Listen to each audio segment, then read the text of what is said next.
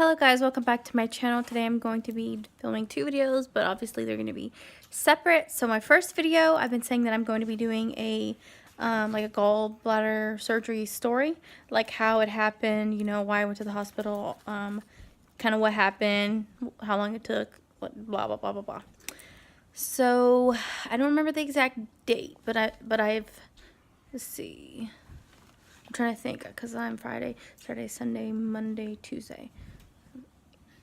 I'm 12 days post-op, so I'm almost 2 weeks post-op. So I went to the hospital on a Thursday night. I started having some pain, and you know, it was getting really bad. I tried to wait it out, you know, but it just got to the point where I was like, okay, I can't, this is ridiculous. I'm crying. I'm really in a lot of pain. So I go to the hospital. Basically, you know, we wait, you know, it didn't take long to get in there.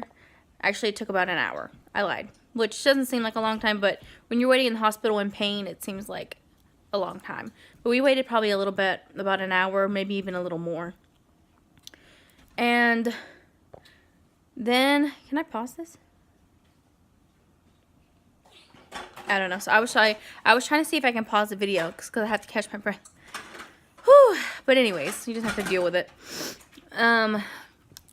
So we get back into a room, like in the emergency room, and you know, I tell them what's going on, yada yada yada. They did urine sample, blood sample, all this stuff, you know, all the regular tests that they do. So they come back after a while and they say, okay, we checked your blood and your white blood count is a little high. And usually that is associated with an infection. So they go do an ultrasound. Obviously they make sure the baby's okay as well, because I'm pregnant. If you're watching this and you didn't know, I am pregnant. I am actually 21 weeks and 4 days now, or 3 days now. And so obviously the baby is a big play in this, because you know, I can only take certain medicines, surgery, and it was just a lot, you know. So but basically, they do the blood work. They tell me that. They do the ultrasound. They say you have an acute infection, which means I have a small infection. And because of the pregnancy, they felt it was best that they, I guess, almost got a second opinion. But they at the time, it was like on midnight at this point, or 1 o'clock. They said they're going to transfer me to another hospital, and that's what they did. It's actually a bigger hospital in the area that I live in South Carolina, and so I get transferred. That took about an hour for them to come and take me there, basically. So I go there and we're waiting, you know, we're just basically chilling in the hospital room, waiting, you know. And then, you know, they come and, you know, confirm and all that stuff. And at this point, I just asked them, okay, I know surgery is, you know, we want to try to wait to have surgery unless it becomes, like, really bad. But I just said, just go ahead and take it out. Please go ahead and take it out. And I was just so done. And they were like, they agreed, you know, that was the best option. It's been causing me a lot of pain. I've been in the hospital a lot for it. More than a normal person should be. And obviously with since I'm pregnant, it kind of causes kind of more issues, you know. You know, it's kind of almost high risk in a way. Because if something were to happen, if the infection got worse, if I didn't go in when I did, or it could have affected the baby in the long run. So, I'm glad I got the surgery. I'm glad everything is going good so far. I'm actually going to be doing a little update. Sorry, every time I feel like I have to almost sneeze and cough at the same time. I know, it's kind of weird, but it's pollen and the weather over here is just crazy back and forth. Anyways, I get off topic. I was just going to say I think I'm getting sick. So they tell me we're going to do the surgery. They said you'll have to wait till like around 9 o'clock mid-morning, which is probably around 9 or 10. Because they had another surgery already scheduled. So we're, you know, waiting in the room. At this point, I've been in the hospital for almost 12 hours. And I go you know, I start seeing all these doctors, anesthesiologist, the person who's going to do surgery, all the people who are going to be in the room. And it was a lot. I'm moving. I'll get to that in a minute. But I just started seeing all these people. They were basically, you know, slowly prepping me, you know, trying to, okay, these are the people that are going to be there. These people are going to be here just in case. These people are going to check the baby right after, you know, all these people had to be here just to have the surgery. So the time comes like around 8:39, and they start getting me prepped. They bring me back to like I don't know what I'm not exact sure, but it's like a prep room, an OR prep room. They get I already had an IV, but they put fluids in me. They give me an antibiotic. I think that's all they gave me through the IV. They gave me the head cap. I had to completely undress. At this point, I already had my pants on. I just had my pants on and the gown thing. Usually I don't need it. I usually don't take my pants off unless I need to. But obviously, if it's a surgery, they have to get in my stomach. And anyways, they just want you to be like undressed underneath, which I usually don't like. I just feel uncomfortable and stuff. But I did what I had to do, you know. They did let me wear socks during surgery, which even though I'm going to be asleep, even though I was asleep, I didn't, you know, realize it, or feel that I was wearing socks. I was like knocked out. So basically I just felt comfortable having my socks on. So thank you. My son just walks up to me and gives me a kiss on my knee. He's so sweet. So they're rolling me back. I make Diego, my husband, he wanted to keep going because, like, he wanted to leave, a little bit, like, after I already got prepped and stuff. They were telling him, you know, you can go ahead and leave and stuff. And I told him, no, you stay here until they roll me back. And he did. Because I was like, you better not leave me alone. I was like, heck no. I am not going to be left alone. So, basically, the reason he wanted to leave was because we didn't know if we were going to get to go home, if I was going to get to go home like that day, or, which I did. I did get to go home that day. Or if I was going to have to stay over because I'm pregnant, you know, we just wasn't sure. So he was going to go home and pack a bag, which he did do during the surgery. Yeah,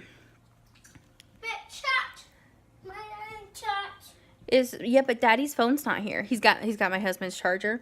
And he's like, charge. I'm sure you can hear him, but yeah. That phone only, that charger only charges certain phones, and I have an iPhone, so it does not charge my phone. Say hi. Hi. So cute. So they roll me back. They take me to the OR room, which is just huge room. I almost start panicking. I'm like freaking out because they have all these, you know, different devices, things that they use in case things happen, or materials, stuff. And there are so many people. I'm telling you, like 20 people were in the room, and nurses and doctors and anesthesiologists. It was so overwhelming. That was my thought. And I told the nurse, I said, I told her how I was feeling, and she said, we usually do give, it's like a calming medicine through the IV, but I'm pregnant, so I can't take that medicine. So she said, you just breathe and calm down. And then, they moved me from the bed, the hospital bed that I was on, onto the table, and, they were just telling me, okay, now we're going to be putting in the sleep medicine. And I don't even remember the last thing I said or something. I'm not sure. I don't remember. But it was like out. Like 1 second I was like this, and I was just out. It was black. It was completely blank. I have no memory of, you know, being like, I wasn't like awake while I was sleeping. You know what I mean? Like consciously. Consciously it was like being, you know, I want to say dead, but I've never been dead before. So I don't know if your conscience automatically goes to heaven or hell, or, you know, whatever. You know what I'm trying to say? Anyways, depends on what you believe, but I believe that when you die, you either go to heaven or hell. Your soul, your conscience, you know, stuff. So I'm hoping, you know, it's not like that when I die, when it's just black, because that's how it was when they put me to sleep. So we get to, you know, I get to the point, well, of course, I'm still sleeping at this point. They get the surgery done, you know, and they bring me back, and when I wake up, like, I'm like drugged, you know, I'm like half in, half out, and the only thing I was saying was baby. And because I was like, I feel like I could barely speak, because they put a tube in my throat, in case, you know, I stopped breathing or something during the surgery, which I didn't, but it was just in a case. So they put a tube in your throat, so I could really not speak at all. And I was trying to say baby, baby, because I was, you know, I feel like it was my motherly instinct. All I was thinking about was, is the baby okay? My husband was there too, and he was like, all you were saying was baby. And then I said baby, baby, like a lot of times, and then I remember just passing back out. And then when I woke up, it was about an hour to 2 hours later. They told me everything went well, the baby's fine, I'm fine. And basically I just rested, you know, for a couple more, like an hour or so, 2 more. And then they did send me home and discharged me. You know, obviously if I had any problems, to come back or call the hotline that they gave me. Or not the hotline, like the doctor's number. And then we went home, and then I started my recovery process, which I have been doing updates. So hopefully, you know, everything's going good so far. Hopefully things continue going on. Hopefully we don't have any problems, or I don't have any problems. But yeah, that is pretty much my gallbladder surgery from the time I went to the hospital, from the time that I got out, and yeah. So if you have any questions, you guys can ask me in the comments below. But I think I explained everything, you know.